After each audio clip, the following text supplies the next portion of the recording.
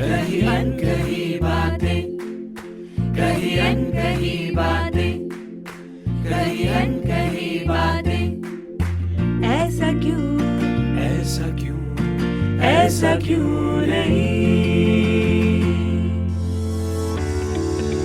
Hello everyone, आज हमारे साथ रेडियो जामिया के इस कार्यक्रम में जुड़ने वाले सभी लोगों का स्वागत है। आज हम जामिया मिलिया यूनिवर्सिटी व क्रिया के विशेष जुड़ाव के तहत मिल रहे हैं। क्रिया अंतर्राष्ट्रीय स्तर पर काम करने वाली एक संस्था है जो महिलाओं के साथ कैपेसिटी बिल्डिंग और लीडरशिप के लिए काम करती है ताकि वो एम्पावर होकर अपने और अपने समाज के लिए काम कर सकें। हम सभी बहुत एक्साइटेड और उत्साहित हैं कि हम आपसे लगातार मिलते रहेंगे और रेडियो जामिया के लिए नए नए कार्यक्रम भी तैयार करेंगे। हम सभी जानते हैं कि महिलाओं को आगे बढ़ाने के लिए कई तरह के आरक्षण किए गए हैं ताकि वो बराबरी के स्तर पर समाज में भूमिका निभा सकें। पंचायत स्तर पर तो कई राज्यों में 50% तक आरक्षण किया गया है। कई तरह से उनकी पॉलिटिकल पार्टिसिपेशन को बढ़ाने की कोशिश की गई है। पर क्या आपको लगता है कि इससे बहुत ज्यादा बदलाव हुआ है? महिलाएं आगे बढ़ पाई हैं और अपने आप को एम्पावर्ड महसूस कर रही हैं? विशेषकर विकलांग महिलाएं, क्या वो आगे बढ़ने के लिए जिस तरह से कोशिश कर रही हैं वो आगे बढ़ पा रही हैं और अपनी जगह बना पा रही हैं? आज हम इस कार्यक्रम में इसी मुद्दे पर बातचीत करेंगे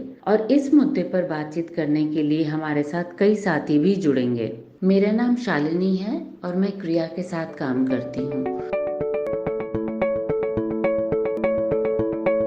मेरे एक साथी का नाम कविता है जो एमपी से हमारे साथ जुड़ रही हैं। ये व्हील चेयर यूज करती हैं और ये लगातार 2 बार निर्वाचित सदस्य के रूप में चुनी जा चुकी हैं और पंचायत के स्तर पर मुखिया के तौर पे काम करती हैं। हमारी दूसरी साथी हैं शोम्पा सेन गुप्ता जो श्रुति डिसेबिलिटी राइट सेंटर कलकत्ता में स्थित संस्था के साथ काम करती हैं और विकलांग महिलाओं के लिए उनकी से जुड़ी नीतियां और पैरवी के मुद्दे पर काम करती हैं। हमारी तीसरी साथी हैं शाहिना परवीन जी जो हंगर प्रोजेक्ट नामक संस्था के साथ जुड़कर बिहार में महिलाओं के राजनीतिक भागीदारी के लिए काम करती हैं और ये तीनों साथी सदस्य हमारे साथ आज महिलाएं और उनके राजनीतिक भागीदारी को लेकर बात करेंगी, विशेषकर विकलांग महिलाओं से जुड़े राजनीतिक भागीदारी के मुद्दों को लेकर। कविता जी नमस्कार और बहुत बहुत धन्यवाद हमारे साथ इस कार्यक्रम में जुड़ने के लिए। जैसा कि आपके परिचय से हमने जाना, आप 2 बार पंचायत स्तर पर निर्वाचित होकर आई हैं और आपने बहुत अच्छा काम किया है, तभी ये हुआ है। हम आपसे ये जानना चाहेंगे कि आपका अनुभव एक पंचायत में काम करने को लेकर कैसा रहा है? आपको किस तरह की चुनौतियों का सामना करना पड़ा है या कोई आप विशेष अनुभव जो हमारे साथ शेयर करना चाहेंगी? ज्यादातर नहीं, लेकिन वो मुझसे ज्यादा विरोध भी नहीं करते थे। लेकिन मैं कोई भी जवाब देती थी तो मतलब कोई भी डिसीजन लेती थी तो उन्हें वो, जब हम सब साथ थे तो वो कुछ नहीं बोलते थे, ठीक है हाँ वही वैसे ही करेंगे। लेकिन बाद में वो दिया जाता था कि मुझे नहीं ज्यादा समझ आता है, वो क्या, वो ऐसा नहीं होगा वैसा नहीं होगा। तो जो उनकी बात थी वही करते थे, सिर्फ मेरी सुन लिया जाता था उस समय, लेकिन बाद में उनकी ही करते थे। और जिधर भी ऑफिस में उधर किधर जाते थे तो वो हमारे सरपंच ऐसे है, उन्हें चलना नहीं आता तो वो नहीं आ सकती, इसलिए हम ही कर रहे, हम ही डिसीजन ले रहे, वैसा होता था। और साइन के लिए मेरे पास डॉक्यूमेंट ले आते थे। थैंक यू कविता जी अपना अनुभव हमारे साथ शेयर करने के लिए। मैं अपना अगला सवाल शाहिना जी आपसे करना चाहती हूँ। जैसा कि कविता जी ने हमें अभी बताया कि उन्हें कुछ ऐसी चुनौतियों का सामना करना पड़ा है जो शायद अन्य लोगों को पंचायत में काम करने के लिए सामना ना करना पड़े।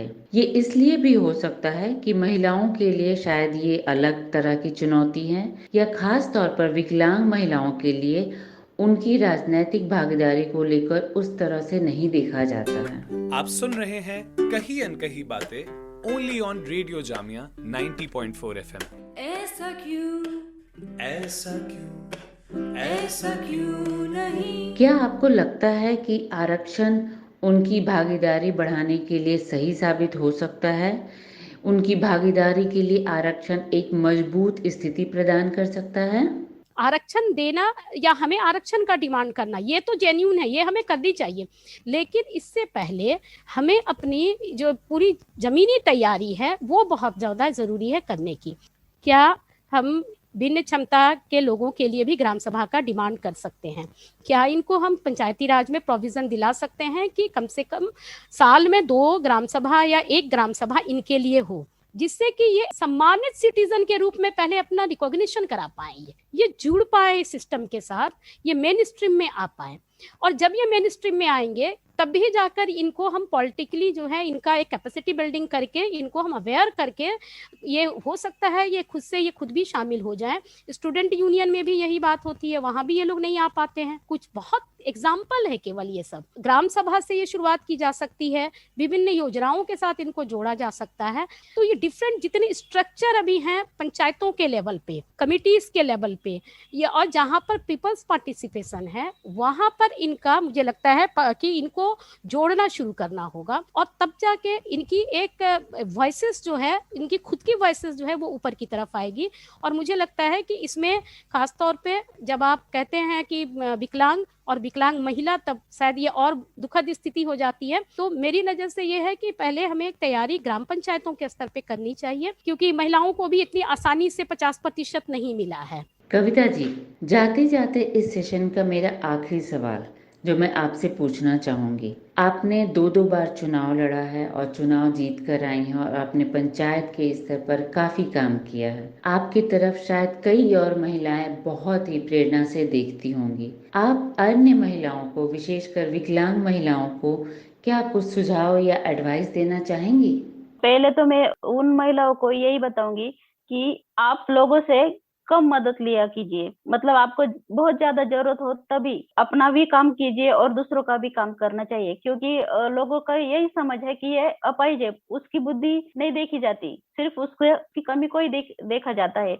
मतलब हम लोग क्या होते हैं कि बहुत सारी मदद लेते हैं लोगों से, तो वो सब बंद करना चाहिए, क्योंकि हम अपना काम कर सकते हैं। जब हमें मदद की जरूरत हो तब भी हम मदद ले सकते हैं दूसरे से। जब हम शिक्षित है, तो जब हम पंचायत में आते हैं तो हमें सीखने में ही ज्यादा देर हो जाती है, मतलब आपके 5 वर्ष खत्म हो जाते हैं। तो पहले से ही अगर आपको उस बारे में ज्यादा जानकारी होगी तो आपको काम करने में कोई दिक्कत नहीं होगी।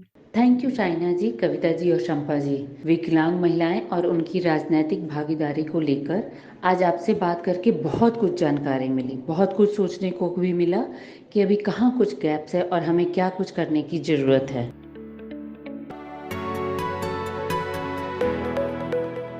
आज के इस कार्यक्रम में जिन्होंने भी हमें ज्वाइन किया उनको बहुत बहुत शुक्रिया। हम आगे भी ऐसे ही आपसे मिलते रहेंगे कुछ विशेष नए मुद्दों को लेकर।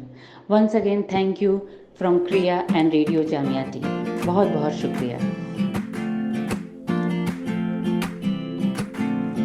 कहीं अनकही बातें, कहीं अनकही बातें, कहीं अनकही बातें, ऐसा क्यों, ऐसा क्यों, ऐसा क्यों नहीं।